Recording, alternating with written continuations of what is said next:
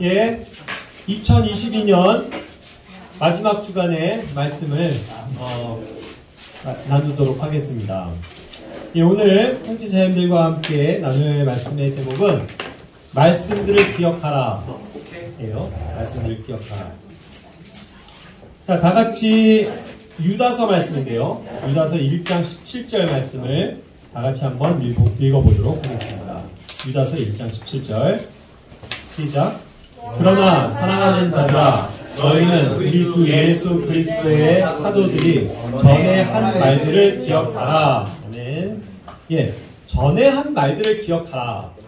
유다서에서 이와 같이 말씀하고 계십니다. 물론 구약 성경은 그 옛날에 또 쓰여졌고, 신약 성경은 약 2000여 년 전에 예수님의 그 사도들이 성령님의 감동을 받아서, 그렇죠? 하나님의 영감으로 이 성경을 기록했습니다. 그리고 그 기록하기 이전에 그들이 수도 없이 그런 말들을 전하고 했었던 것이겠죠. 거기에서 이제 그것들을 이제 추려가지고 당연히 성경을 기록했을 것입니다. 자, 이와 같이 그들이 실질적으로 한 말들, 그것이 이제 말씀이에요. The word. 말씀입니다. 우리가 말하는. 그리고 또 그것이 이제 기록이 됐죠. 이 말씀들을 결국 하나님께서 하신 말씀이지만 사도들을 통해서 우리에게 전달해 준 그 말씀, 그것을 우리가 기억하기를 원하십니다. 아멘. 기억해야 돼요. 기억. 자, 우리는 참 인간이 연약해서요, 이 기억이 계속 이렇게 쇠퇴합니다. 저같이 나이가 들면 더 쇠퇴하죠. 젊은 사람들보다. 근데 바로 전에 들은 말씀조차도 까먹는 게 우리더라. 그거예요. 안 그렇습니까? 현재 자녀들, 예. 저번 주에 제가 한 말씀 설교 제목 뭐였죠? 바울은 무슨 낙으로 살았을까? 그거 하나만큼. 가장 또 이렇게 젊은이라서 빨리 잘 기억을 하나 봐요. 그럼 그 전주는요? 말하자면. 사실 금방 잊어버려요. 그리고 거기에서도 맞아, 그런 말씀을 하신 것 같은데 하는데 그지? 그런 것들을 기억하지를 못한다. 열심히 내자야. 뒤져보면 찾아보는 건 의미가 없습니다. 다 기억이 안 나요. 그렇죠? 그러니까 항상 우리는 이 하나님께서 하신 말씀들을 잘 기억해야 합니다. 그러한 할 때에 유익이 있는 거예요. 여러분, 저희가 매주 배운 하나님의 말씀들, 이것을 마음에 새기고 기록하고 다시 한번 들춰보고 또 한번 혹시 요즘엔 우리가 영상도 올리니까 들어보고 하십니까? 네, 그렇습니다. 심지어는 어떤 사정이 있어서 한 주간 빠졌단 말이에요. 그러면 꼭 그거 올라오는 거를 들으셔야 되는 건 아닙니까? 그렇죠? 네.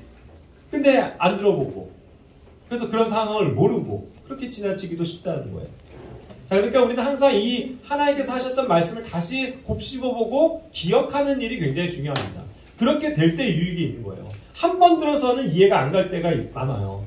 한 번 들어서는 안 고쳐질 때가 많습니다. 그러니까 여러 번 듣고 그것을 기억하는 것, 이것이 중요하다는 거죠. 자, 그래서 저는 오늘 어떠한 말씀들을 나눌 거냐면, 우리가 예전에 했었던 이 은혜로운 말씀들을 다시 한번 기억해 보기를 원하는 겁니다. 큰 일들을 행하소서. 이 제목 기억나세요? 네. 이게 작년이 아니죠. 2022년 올해 처음 주신 말씀입니다. 맞습니다. 기억하세요? 네. 자, 그랬을 때 이제 우리가 이게 다시금 이제 기억하면서, 맞아, 주님께서 그렇게 말씀하셨었지. 이거를 되씹어 보는 거예요. 선생님들, 저는요, 제가 말씀을 준비하잖아요. 그래서 제가 그 말씀을 다 기록하고 준비했고 설교로서 선포했죠. 그럼에도 불구하고 최소한 그 말씀들을 2번 이상은 더 들어봐요. 어떻게 되는지 아세요? 그 주간에는 제가 이 말씀들을 편집합니다. 다시 한번 쭉 녹화한 거를 이제 영상으로 만들잖아요. 그래서 이제 유튜브에 올리잖아요.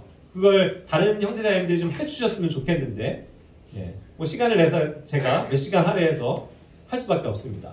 근데 유익이 있어요. 왜요? 쭉 이제 들으면서 이제 이거를 편집을 하게 되니까요. 그렇죠? 그러니까 최소한 한 번 더 들어요.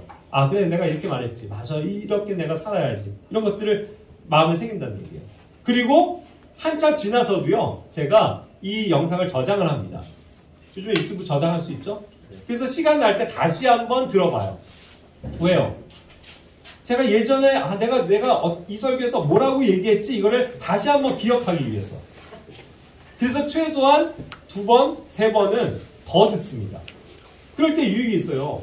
제가 이렇게 지금 거의 1년이 된 설교를 다시 한번 들어볼 때 말하자면 맞아. 그때 그랬지. 이런 것들이 너무 새로운 게 많아요. 야, 내가 이때 이렇게 얘기했었나? 근데 그게 제가 얘기한 게 아니잖아요. 하나님께서 이 말씀을 주신 거잖아요, 우리에게. 그러니까 저 역시도 그것을 자꾸 기억하려고 한다는 거죠. 그러니까 우리 모두에게 이것은 숙제입니다, 여러분. 앞으로도 그런 것들을 많이 활용하시길 바라요. 내가 배웠었던 말씀 잊어버리지 않기 위해서 자꾸 기억해야 한다는 것입니다. 그것이 중요한 일이에요. 자, 큰 일들을 행하소서. 그래서 앞으로 제가 이 50여 주간에 걸쳐서 했었던 설교들을 쭉 훑을 테니까 그 엑기스만 훑을 테니까 한번 기억해 보시기 바래요. 마음에 새깁시다. 요엘서 2장 21절 온 땅이여 두려워하지 말고 기뻐하며 즐거워하라. 주께서 큰 일들을 행하시리라. 이 말씀이 굉장히 얹혀졌었어요. 그죠? 그래서 제가 이제 올 초에 이 말씀을 나누면서 2022년이 참 소망이 된다. 2022년엔 제가 뭐라고 얘기했냐면 하나님께서 우리 교회에 뭔가 큰 일을 행하실 것 같습니다. 여러분 믿으십니까? 아멘. 네, 그렇게 말했습니다. 자, 그렇다고 보면 정말 하나님께서는 우리 교회를 사랑하셔서 선하게 인도하셨을 뿐만 아니라 우리 교회에 큰 일들을 지금 행하셨습니까? 아멘. 아니면 여전히 똑같은데요? 별거 없는 것 같은데요? 이렇게 생각하세요. 굉장히 여러 가지 큰 일들을 행하셨어요, 주님께서는. 그거를 우리가 기억해야만 합니다. 하나님께서 우리에게 이렇게 놀라운 좋은 장소도 허락하셨고요. 생각지도 않은 더 많은 사역들의 문이 열렸고요.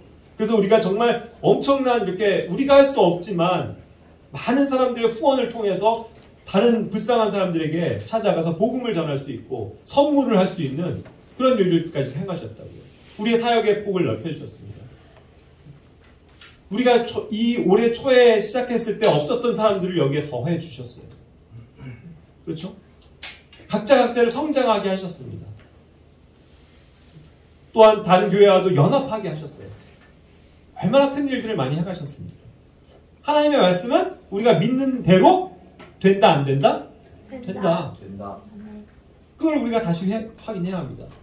두 번째 설교, 복음의 향기 시리즈였어요. 복음의 향기. 첫 번째로는 우리에게 향기로운 기름을 부으소서 하면서 정말 주님께서 주시는 그 향기, 그것이 무엇인가?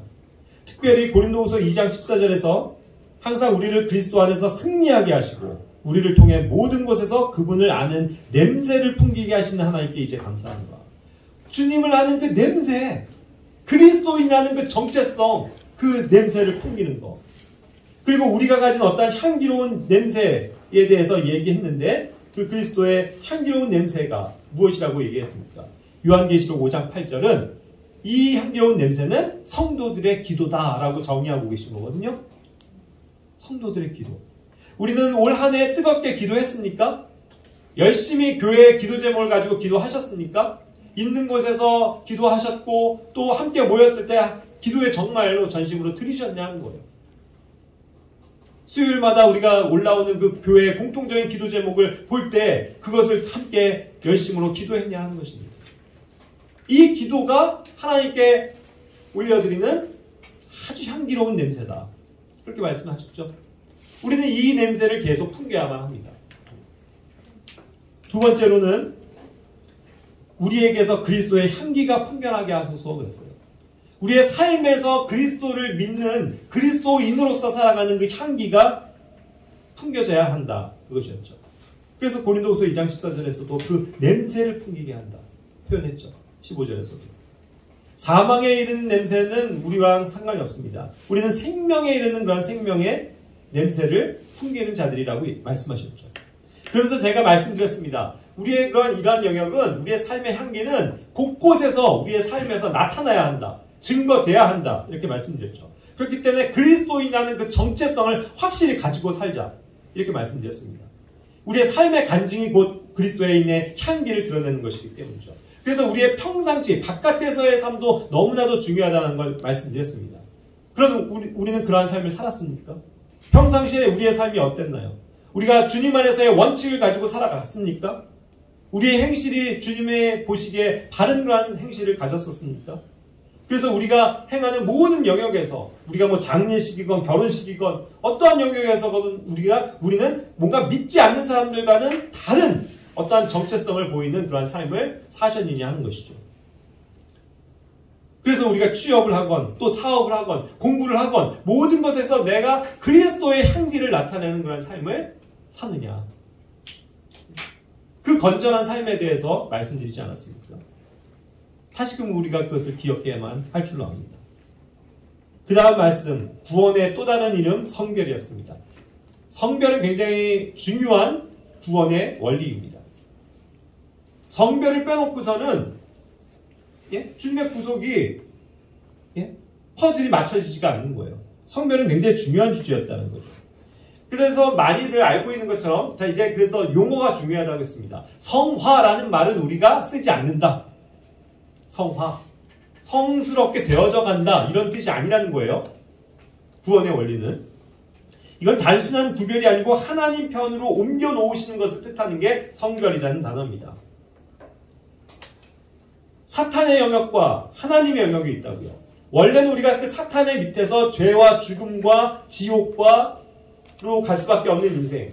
그리고 거기에서 속해서 거짓을 행하고 세상에 속해서 세상을 사랑하고 마귀의 자녀로서 악을 행하는 가운데 있었던 우리가 하나님의 크신 사랑과 은혜로 인해서 구원되어졌다. 옮겨졌다. 그것이 구속이요. 우리의 영을 다시 태어나게 하는 거듭남이요. 우리의 죄가 모든 것이 용서가 되는 죄의 용서요. 죄들의 용서요. 또 그렇게 되어서 내가 주님 안에서 새로운 사람으로 태어나는 성령의 침례를 받은 거예요. 이것이라고 말씀드렸죠. 그래서 하나님 편으로 옮겨졌습니다. 그래서 죄와는 상관없이 사탄으로는 상관없이 하나님 편으로 옮겨지고 보니까 거기엔 의가 있는 거예요. 하나님의 의가 내 안에 있는 겁니다. 내 안에 하나님이 주신 생명이 있는 겁니다. 그리고 우리가 이미 하나님의 왕국으로 옮겨진 것이라고 말씀하시는 거예요. 그래서 이제는 우리가 거짓에서 진리에 속하게 되었고 우리가 세상에 속했던 우리가 이제는 교회라는 세상과는 구별된 자들로서 살아갈 수 있게 하셨습니다. 그리고 이제는 하나님의 아들이라는 특권을 가지고 살아가게 하셨죠. 성별은 이와 같이 하나님께서 그분의 거룩함에 우리를 부르신 것을 뜻합니다. 거기로 구별해서 옮겨 놓으신 것, 그것이 성별이다. 그래서 그러한 성별을 우리가 지켜나가야 된다는 것을 말씀드렸던 것입니다. 또 하나의 설교, 건전한 교리는 외모, 즉 외형도 중요시한다. 이거죠. 분명히 중요합니다. 우리의 이 내적인 삶의 변화, 그렇죠? 내 안에 그리스도께서 계시고 성령님께서 행하시는 것, 이것이 실제로 나의 외모, 외형적인 것에서도 바깥으로도 드러나게 돼 있다. 그러니까 이것이 중요하다는 거죠. 그러니까 그런 면에서 포괄적인 개념을 가져야 된다는 것입니다. 우리의 어떤 외모, 용모, 외형, 우리의 뭐예요? 단정함, 청결함, 우리의 그 밝은 이런 모습, 친절함, 겸손함, 또 온유함, 부지런함, 성실함, 또 우리가 다른 사람들에게 친절하게 인사하고 예의 바르게 행하는 이 모든 것이 다 건전한 교리의 틀 안에서 내가 외모적으로, 외형적으로 나타나는 삶의 행실이요 증거다. 이것을 우리가 기억해야만 합니다. 그래서 고린도후서 7장 1절에서도 얘기한 것처럼 그런 면에서 우리가 육과 영의 모든 더러움에서 우리 자신을 깨끗하게 해야 된다라고 말씀하셨죠. 우리는 과연 1년 동안 이와 같은 영역에 있어서 건전한 교리의 틀을 붙잡고 깨끗한 삶을 살아왔습니까? 그것을 기억하셔야 된다는 거예요. 자, 그리고 그 다음에 하고자 했어도 안 했으면 불순종이고 하기 싫었어도 했으면 순종이다. 기억나십니까? 네. 뭐에 대해서 얘기했어요? 그 비유에 대해서 얘기했죠. 두 형제가 있었습니다. 두 아들이 있었어요. 예? 한 아들은 아버지가 가라고 했을 때 네, 갈게요! 해놓고서 결과적으로는 안 갔습니다.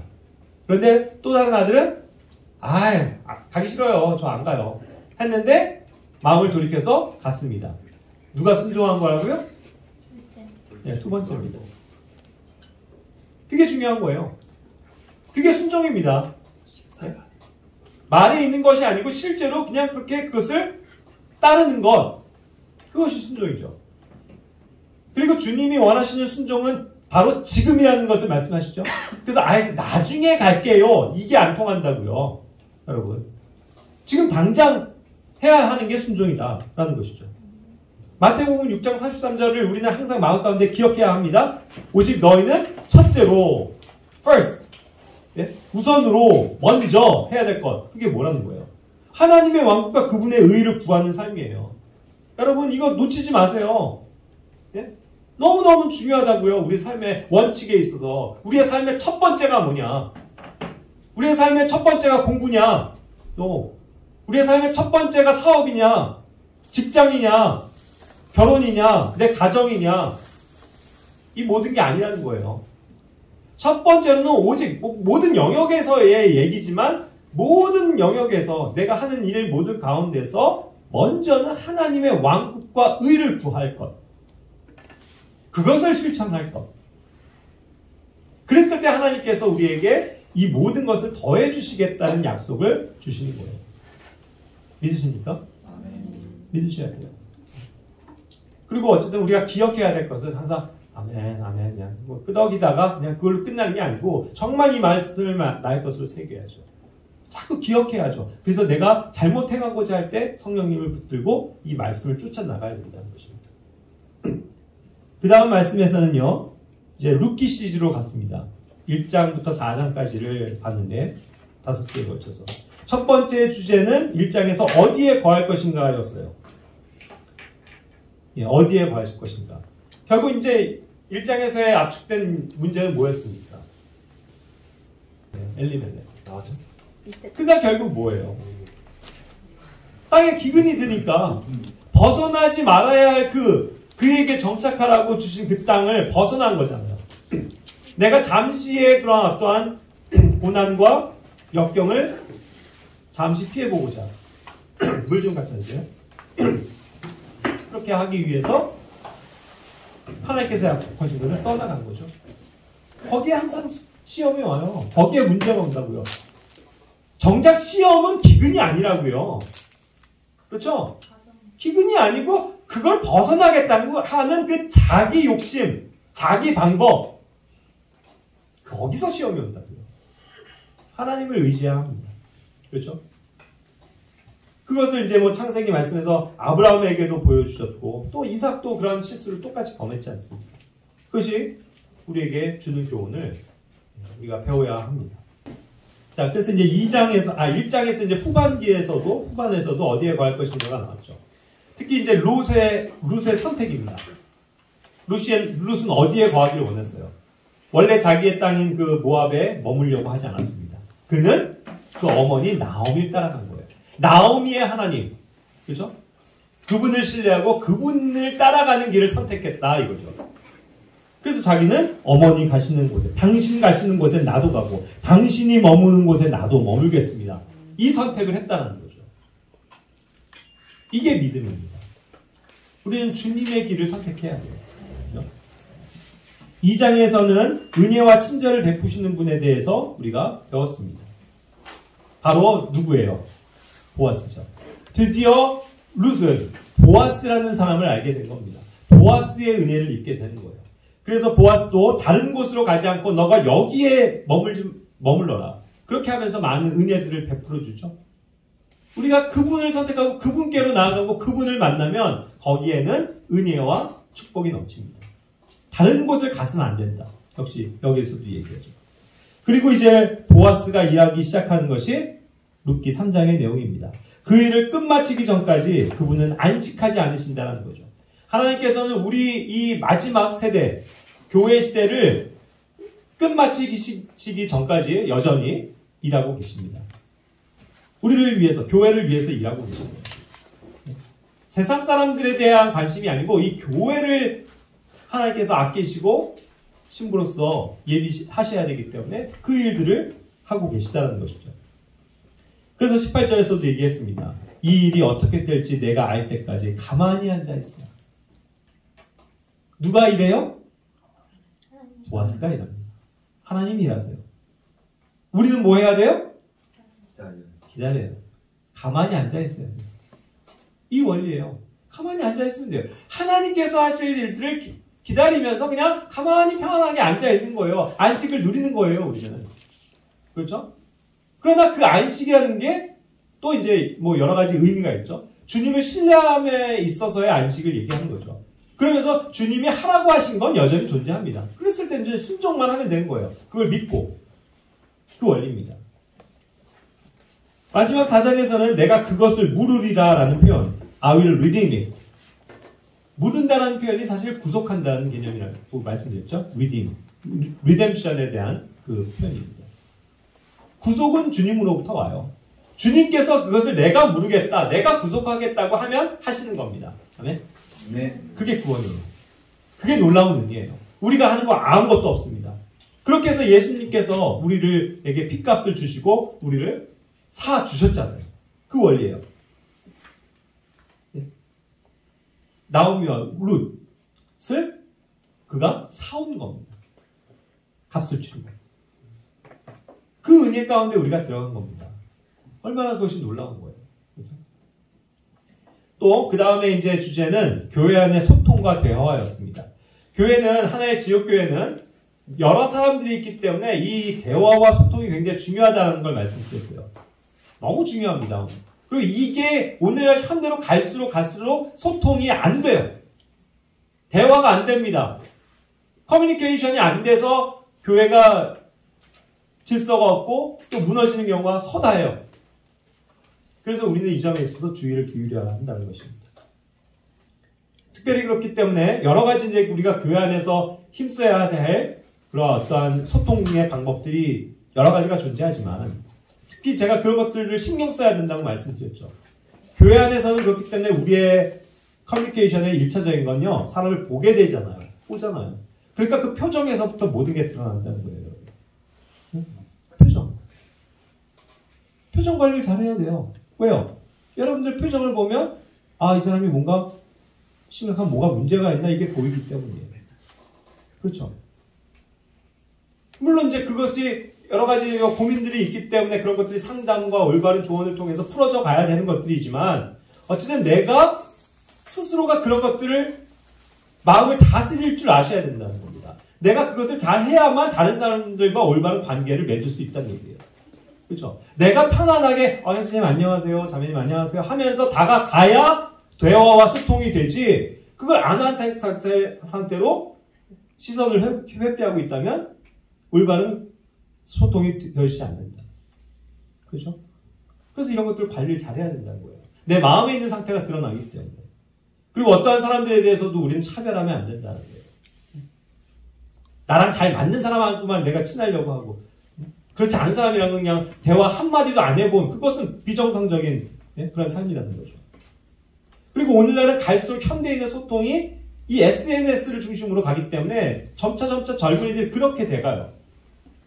말하려고 하기보다는 직접 만나서 대화하려고 하기보다는 문자로 띡 끝, 카톡 띡 끝.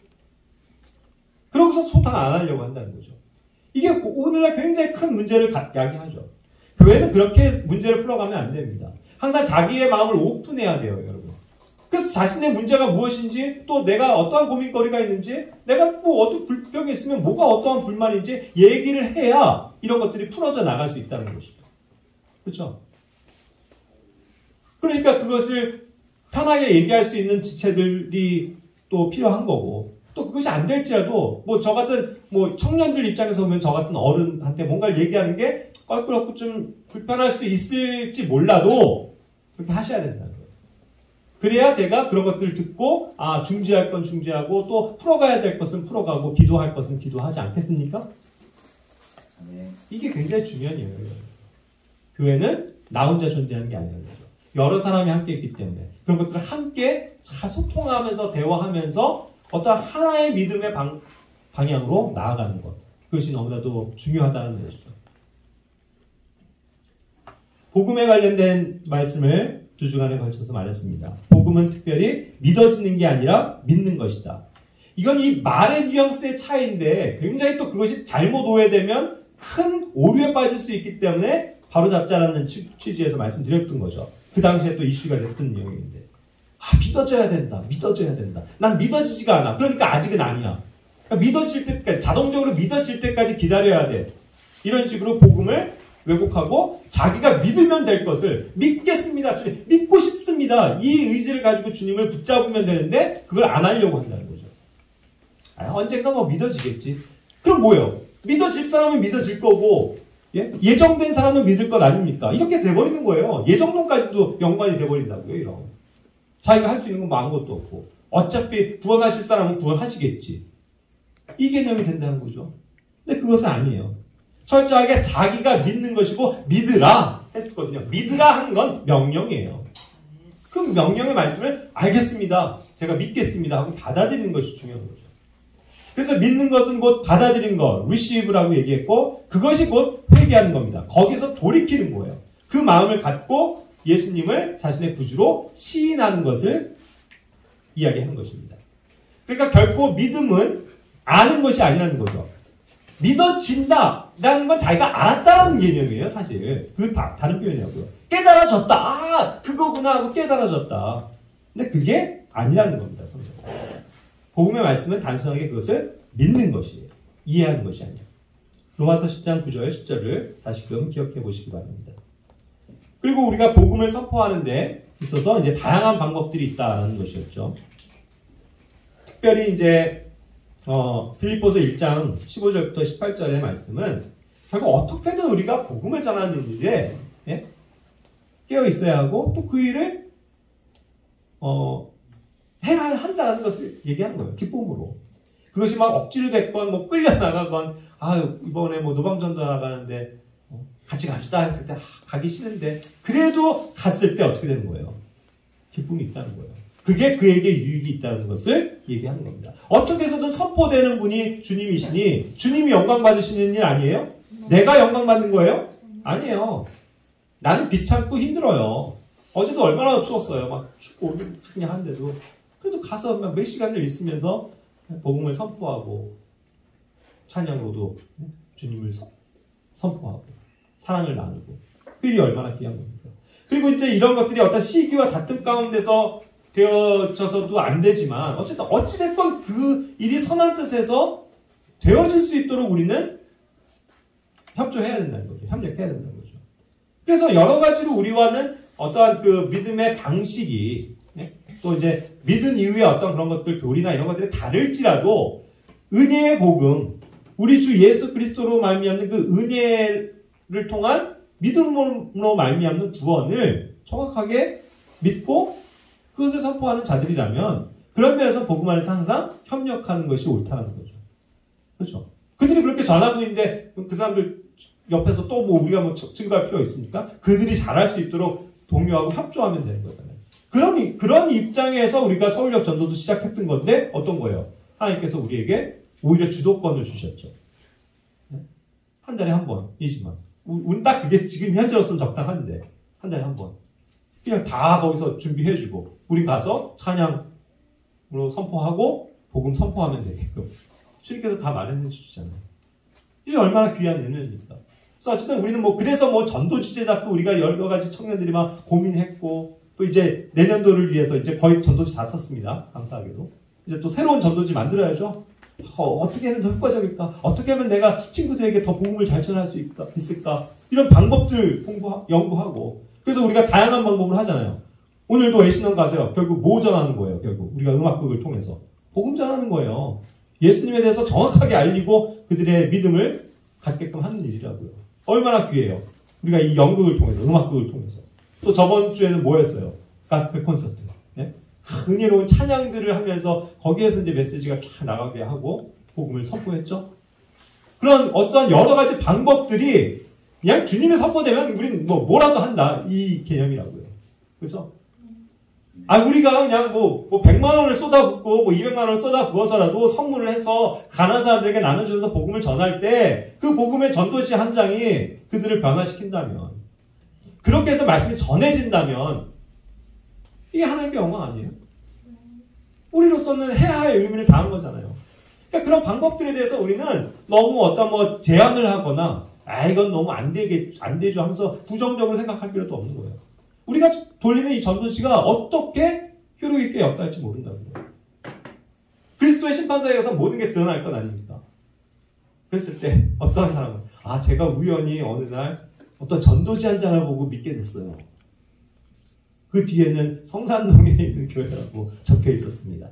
우리 지금은 예전 전도지니까 거기 적혀 있죠. 감사한 거 아니에요? 그 우리가 뿌린 4,000장의 전도지였어요. 4,000장. 그게 이제 거의 다 썼다고요. 4,000명 가운데 한 사람이라도 이걸 진지하게 듣고 보면서 믿음을 갖는 역사가 있었다면, 그거는 뭐예요? 제가 받을 상이에요? 저만 받을 상이에요? 나중에? 아니죠. 우리 모두가 뿌린 씨앗이니까 함께 기도하면서 함께 순종한 거니까 우리가 받을 보상이겠죠. 그걸 생각해야 된다. 그래서 우리는 또 이런 것을 전략적으로도 또 수립을 해야 될 필요가 있는 겁니다.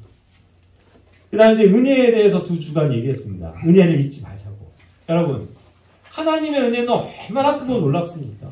그렇죠? 하나님의 은혜, 그레이스, 이것만 생각하면 사실 모든 근심 걱정이 쫙 너가 없어져 버려야 되는 거예요, 여러분. 이 단어가, 그레이스가, 은혜가. 안 그래요? 은혜는 하나님께서 우리에게 값없이 주어지는 선물이거든요.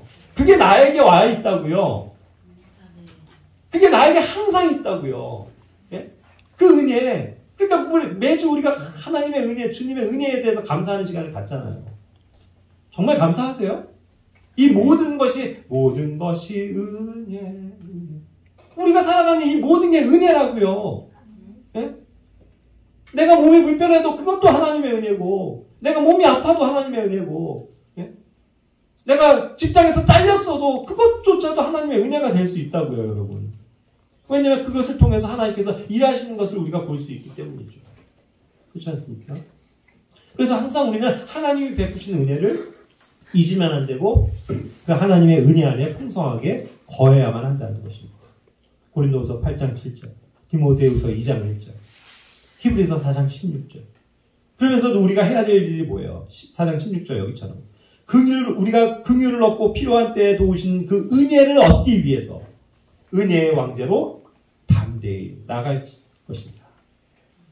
우리가 해야 될 건 뭐예요? 그 은혜를 누리는 건데 때로는 그것이 안 되고 힘들고 지칠 때 그래도 내 몸을 쳐서 어떻게 해야 된다고요? 그 은혜의 왕제로 나아가야 된다고요. 나아와야 돼요. 내가 힘들고 내가 여러 가지로 어려움 상황에 있어도 주일에 교회 모임 오시라고요. 하나님의 은혜를 붙잡으시라고요. 그래서 주님의 만찬을 참여하시라고요. 그래서 나를 구원하신 그 하나님의 은혜가 놀랍습니다 하고 고백할 때 다시금 내가 새 힘을 얻을 수 있는 겁니다, 여러분. 그게 은혜예요. 그게 은혜의 작용이라고요. 또 아프니까 은혜다라는 제목으로 말씀을 전했습니다. 이게 이제 은혜의 신약적 정리라는 거예요. 때로는 우리가 은혜에 대해서도 잘 개념을 알아야 되는데 구약에 있었던 그런 발견되어지는 은혜 이전가 아니에요. 이건 하나님의 선하심에서 나오는 은혜거든요. 하나님 방법에서 나오는 우리를 무조건적으로 만나주시고 또 우리를 용서해 주시는 그 은혜인데 이런 것이 그 은혜를 경험하다 보면 이 은혜의 속성을 알게 듣다 보면 이게 나의 생각과는 다르다는 거죠. 예전의 은혜는 하나님께 은혜를 입었다 했을 땐 다 축복이에요. 축복과 관련됩니다. 구역에서. 은혜를 입은 사람들이 다 축복받은 사람들 아니에요. 다 모든 것에서. 욥도 그랬고, 요셉도 그랬고, 노아도 그랬고, 다 은혜를 입었다는 것은 하나님 안에서의 많은 축복들이었다고요. 그런데 신약은 그러하냐는 거예요. 우리가 사도행전에서 사도 바울 보시죠? 사도 바울처럼 사는 게 무슨 은혜냐고요. 그게 무슨 삶의 축복이냐고요. 맨날 두들겨 맞고 감옥에 갇히고 굶주리고 헐벗고 그게 무슨 은혜냐고요.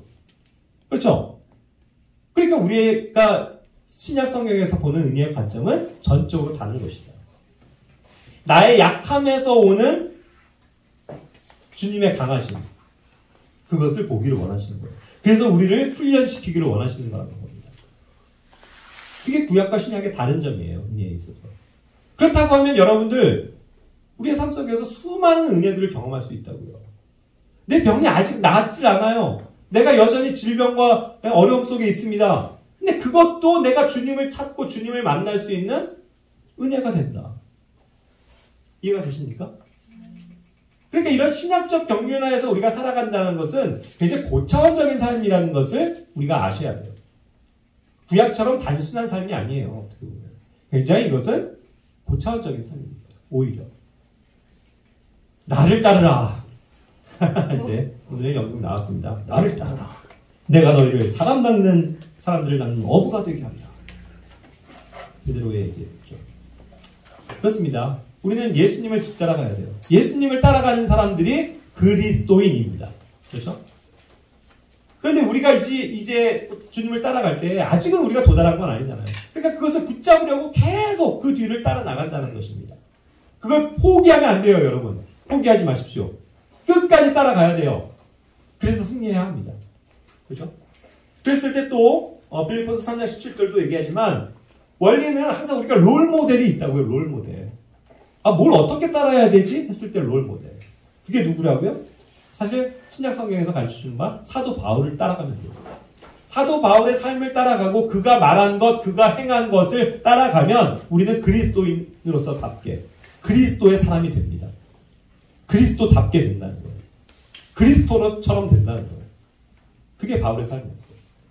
그 원리가 너무나도 힘겹고 받아들이기 참 어려운 그런 일이지만 그래도 그 가치를 분명하게 성경은 제시하고 있다는 거죠. 우리가 가야 할 때. 주님을 따르는 길이 뭐다? 사도 바울의 삶을 따르는 거다. 그죠?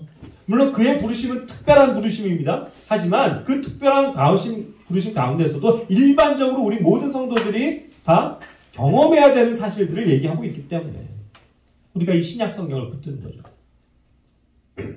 그렇게 해서 주님을 따라가는 중에 있습니다. 그 주님을 따라가는 삶이 얼마나 귀하고 값진 것입니까, 여러분? 내가 예수님을 따라간다. 우리는 예수님을 따르는 사람들이라는 거죠. 그렇게 따라가고 행하는 것이 액트입니다. 그렇죠? 사도행전, 액트. 행동한다는 거예요. 따라간다는 것은 단순히 그냥 아무 생각 없이 그냥 따라가는 것을 얘기하는 게 아니라 정말 분명한 목적과 생각을 가지고 따라가는 거죠. 이 길이 맞아 하면서 열심히 행하는 거죠. 행함이 전제가 된다는 거예요. 행함, 액트. 그래서 그 액트는 활동하는 것 자체를 얘기합니다. 가만히 앉아있는 게 아니다. 행동하는 거다. 실천하는 거다. 움직이는 그런 역동성을 말한다. 이거죠. 제가 더 활동적이어야 되겠어요? 젊은 여러분들이 활동적이어야 되겠어요? 저는 50 중반을 바라보는데 저희보다는 젊은 형제 자매들이 더 열심히 역동적으로 일해야 된다고요. 맨날 그냥 할아버지 할머니만 아유 힘들어요. 그러고 있냐고요. 제가 한 번이라도 그런 얘기 하는 거 보셨어요? 힘들다고 하는 거? 안 그러잖아요. 갑시다. 기쁘게 생각하자. 뭐 하면서 가잖아요. 그게 얼마나 중요한 마인드인데요. 왜요? 주님은 가만히 앉아있는 사람을 사용하시는 게 아니라 일하는 자들에게 더 많은 일들을 주시기 때문이죠. 그렇지 않습니까? 우리 교회가 이런 소망을 가지고 붙들고 나아가고자 할 때 하나님께서 더 많은 은혜를 부어주신 거 맞아요. 그래서 더 많은 일, 이게 하다 보니까 더 많은 일들을 주시더라니까요. 그렇지 않습니까? 이제는 이게 고착화가 되잖아요. 예전에는 한 달에 한 번 주부청 이렇게 하는 것만 그냥 교제하고 그러면 됐는데 이제는 거기에 더해서 그냥 아침부터 와서 찬양도 연습하고 막 하면서 또 한 번을 하루를 꼬박 소모를 해야 되는 거죠. 근데 그러할 때 여러분들 기억하시라고요. 뭐가 정말 가치 있는 일인지. 전 이제 2022년 요걸로 이제 끝입니다. 그렇게 말하시지 마시고. 왜? 왜요? 왜 이 좋은 걸 왜 끝내세요? 계속 해야죠. 활동해야죠. 그것이 나에게 삶에 유익이 있고 주님을 기쁘시게 하는 일이라면 왜 안 하냐고요, 왜? 전 그게 궁금해요, 오히려.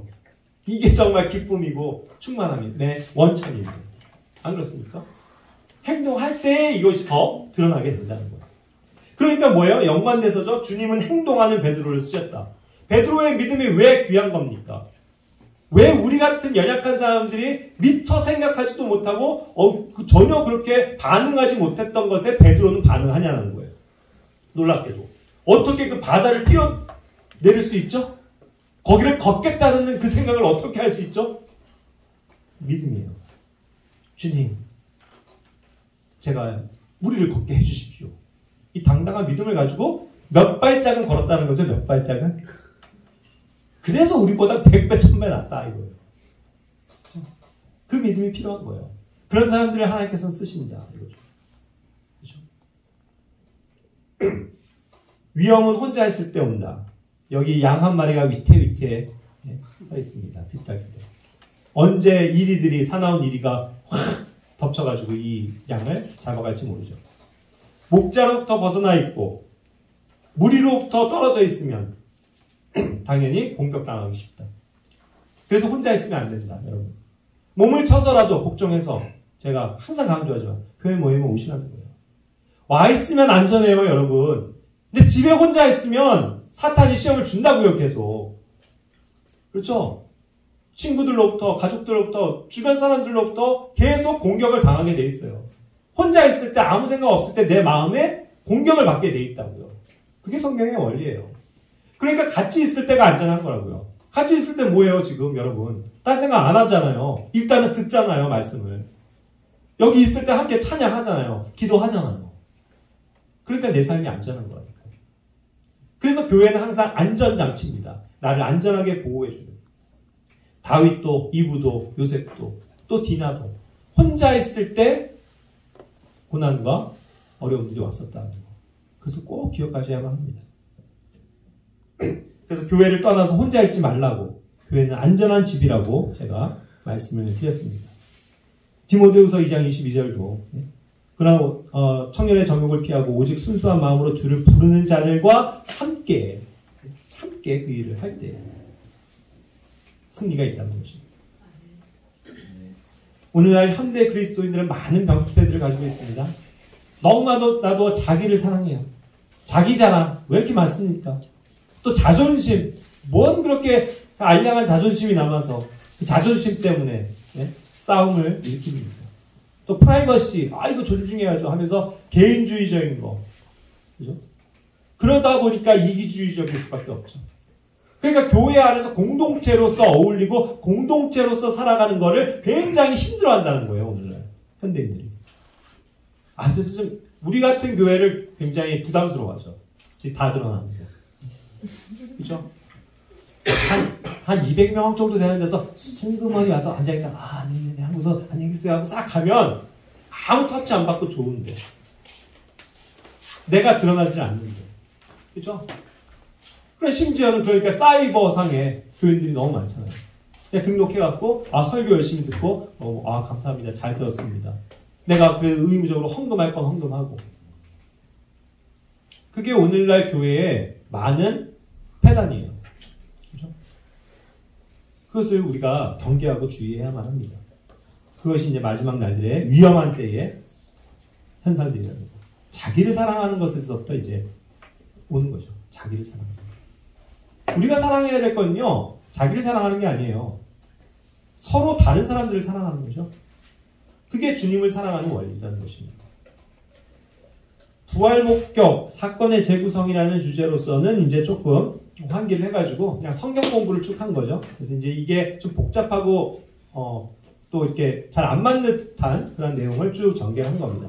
그래서 이제 막달라 마리아가 첫 목격자였고, 그 다음에 이제 여인들 쭉 해서 이제 순서를 제가 설명을 드렸고, 또 중요한 거 뭐 기억나세요? 여러분, 예수님이 죽으신 날이 월화수목금토일 중에서 언제예요? 그래서 일반적으로 기독교에서는 금요일 해요. 성금요일. 그래서 금토, 일요일 새벽에 부활하셨다. 그 잘못된 거라는 거잖아요. 언제예요? 수요일 밤이죠. 수요일 밤부터예요. 그러니까 수요일이 시작되는 그 주간에 죽으셔서 그리고 수요일 밤, 목요일 밤, 금요일 밤을 겪고 토요일에 이미 살아나신 거죠. 그게 3일 밤 낮에 행한 주님의 죽으시니까 부활하시더라고요. 그죠? 그런 것조차도 우리가 뭔가 성경에 대해서 정확하게 알고 있어야 얘기가 된다는 거죠. 너무 우리가 그냥 잘 모르잖아요. 이렇게 딱 직접 물어보면 뭐더라?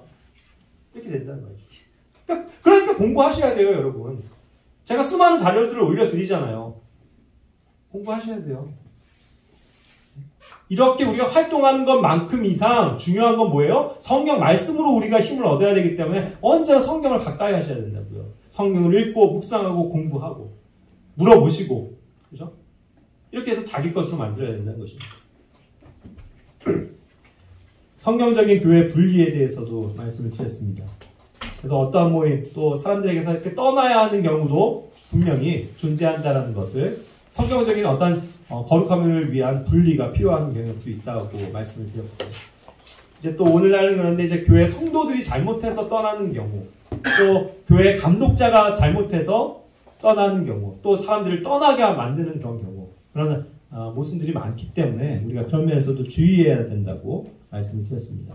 반면 이제 성경적인 교회 연합도 우리가 기도하고 항상 힘써야 된다는 것이죠. 그래서 이제 우리 교회는 이제 다른 지역 교회와도 연합이 또 이루어지게 하신 그런 주님의 섭리가 있는 것이고, 또 그것을 아름답게 우리가 함께 연합할 수 있는 것들을 계속 기도해야 된다는 것을 말씀드릴 수 있습니다.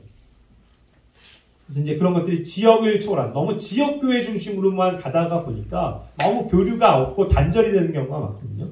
근데 우리가 기본적인 틀에서의 그런 어떤 같은 믿음을 가졌다면 우리가 언제나라도 이렇게 사랑 안에서 연합하고 교류하는 거, 이런 것들은 좋은 것이라는 거죠. 자, 그 다음에 이제 전쟁 시리즈를 했습니다. 전쟁. 죄와의 전쟁. 첫 번째는 혀. 우리 혀를 잘 제어해야 한다. 뭐 기억나시죠? 두 번째 뭐예요? 돈.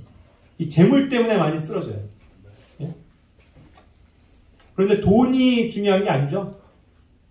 돈을 사랑하는 게 문제다. 돈은 여러분들 필요하다고 말씀드렸습니다. 정직한 마음으로 열심히 돈을 버셔야 돼요. 청년들 놀지 말고. 그렇죠? 그런데 돈을 사랑하면 안 됩니다. 내가 돈 조금 더 벌자고, 이게 수요일에도 이게 일한다는데 할까 말까, 돈 조금 더 준다니까 하자 해서 기도 모임을 포기하지 마시고, 포기하지 마시고, 돈은 나에게 필요한 건 하나님께서 주신다는 약속을 꼭 믿으시길 바래요. 그리고 내가 가져야 할 원칙을 항상 지켜나가셔야 된다는 거죠. 그래서 이제 결국은 돈에 있어서 재물은 뭐예요? 내가 만족하는 게 중요한 것이지, 예? 많이 버는 게 중요한 게 아니다. 그렇죠? 그거예요, 정말. 그래서 이제 주님을 위해서 또 그 돈을 가지고 풍성히 쓸 수 있기를 오히려 기도해야 되고, 돈의 노예가 되면 안 되고, 또 돈 문제가 교회 안에는 요즘에 굉장히 많이 존재하기 때문에 그런 것을 주의해야 된다라는 말씀드렸죠. 세 번째 전쟁은 성. 예? 이러한 어떤 음란한 이 세상 문화와의 육체적인 싸움. 이거 되게 중요하다고 말씀드렸습니다. 오늘날 온통 그런 것이 많이 만연되어 있기 때문에 간음의 문제, 음행, 매음, 세욕, 부정함, 관능적인 거, 욕정, 이런 것들이 너무 세상에 판치고 있기 때문에 눈만 떴다 하면 그냥 그런 것들이 보이는 세상이기 때문에 우리가 유혹받을 수밖에 없다. 그러니 주여 제 눈을 지켜주시옵소서, 제 마음을 지켜주십시오. 이와 같이 정말 말씀으로 우리가 정화되지 않으면 안 된다는 것이죠. 그래서 이제 더군다나 음란한 그런 어떤 선정적인 미디어 시청 같은 거 좀 피해야 된다고 말씀드렸고, 술도 이게 항상 성적인 타락이 항상 술과 함께 오기 때문에 조심해야 되고, 또 밤에 우리는 밤 문화에 익숙한 게 아니고 항상 낮에 활동하는 사람들이 돼야 된다라고 말씀드렸죠. 마지막으로 그래서 술과의 전쟁을 선포해야 된다고 했습니다. 술.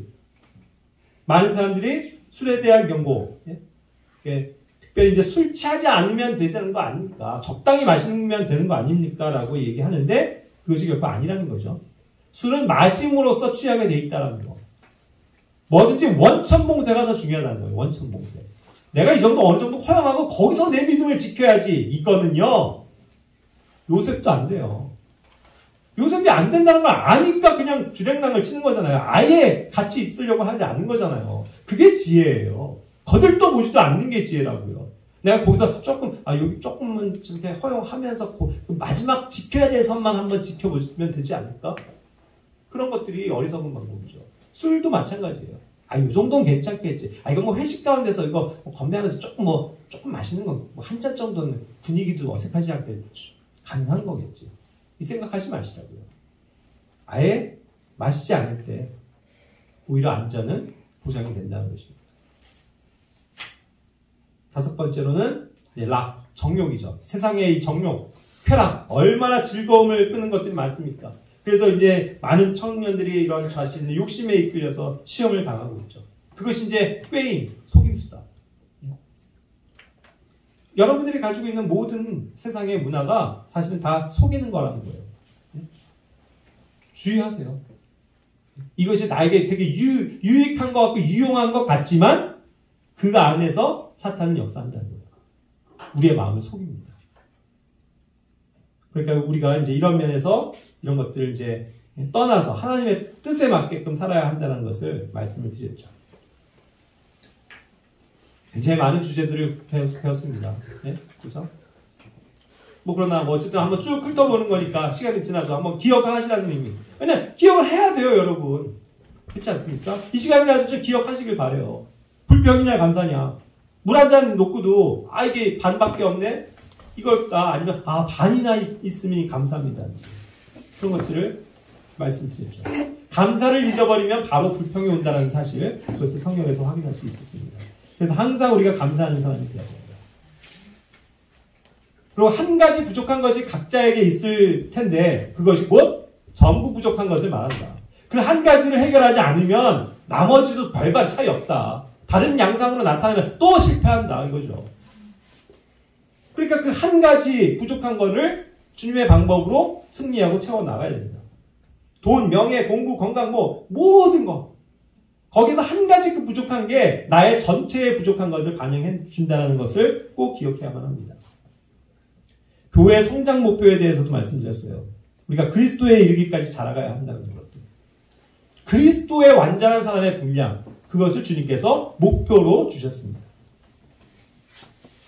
두 번째는 함께 자라가야 한다고 했고 서로 세워가야 된다고 말씀드렸죠.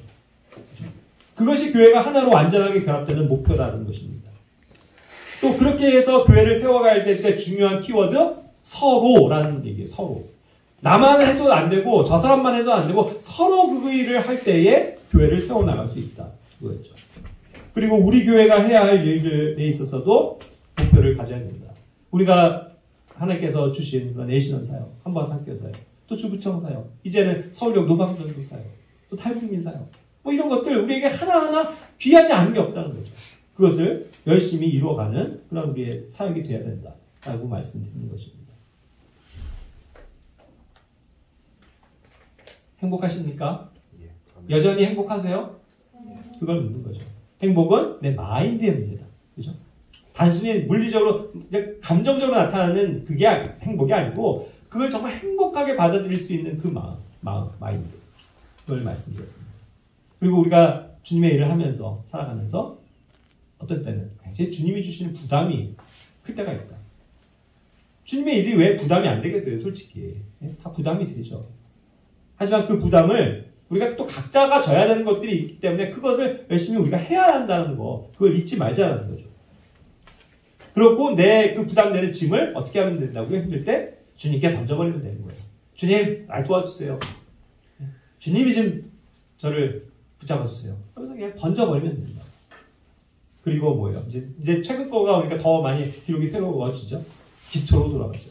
기초 너무 중요한 거예요. 기초를 잊으면 안 됩니다. 성경 말씀을 가까이 하는 것, 기도하는 것, 감사와 찬양을 드리는 것, 또 교회 모임에 힘쓰는 것, 교제와 섬김의 일을 하는 것, 또 복음을 전하는 일, 또 우리가 바깥에서의 그런 건전한 생활들, 이 모든 게 우리의 삶의 기초가 되어야 된다. 기초가 무너지면 우리가 아무것도 할 수 없다. 그렇죠? 그것을 세워나가길 원합니다. 그리고 선한 행위들을 안 해본 사람은 없지만 지속하는 사람은 많지 않다. 지속이 중요한 거예요. 지속. 한 번 하고 끝. 그게 아니고. 그래서 지속할 때 우리에게 복이 있다는 것이죠. 그리고 이왕 하는 거, 선한 행위들에 뭐 하자고요? 좀 열심을 내자. 이왕 한 번 할 때 좀 열심을 내서 하자는 거예요. 대충 그냥 하면서 하지 말고 힘있게 막. 그래야 다른 사람들도 막 용기를 얻는다는 거죠. 그렇죠? 그래서 그것이 또 선한 행위들이 주님의 부르심의 목적이라는 것 잊지 마시기 바랍니다. 자, 그리고 이제 저번 주가 마지막으로 바울은 무슨 낙으로 살았을까 했을 때 역시 바울의 삶을 기억하자는 거죠. 그런데 바울이 가졌었던 그 삶의 즐거움, 그의 삶의 낙, 그게 뭐라고요? 교회다. 그게 성경의 가르침이에요. 교회가 있음으로써 내 교회에 그 지체들이 있을 때 그들을 생각할 때마다 나는 기쁨이 넘친다. 기쁨과 환희는 바로 여러분입니다. 이렇게 외치는 그 고백, 그것을 우리도 하고 살자라는 것입니다. 네? 어때요? 네. 이제 지금 기억이 다시 새로워집니까? 네. 이 기억이 잊지 말고 항상 다시 뒤적여보고 그래 하나님 말씀대로 내가 살아야지. 어떠한 주제별로 찾으면 되잖아요. 내가 삶에 문제가 있을 때 다시 한번 들으세요. 다시 한번 하나님의 말씀을 들춰보시라고요. 그러면 하나님께서 역사하십니다. 기도하고 마칠게요.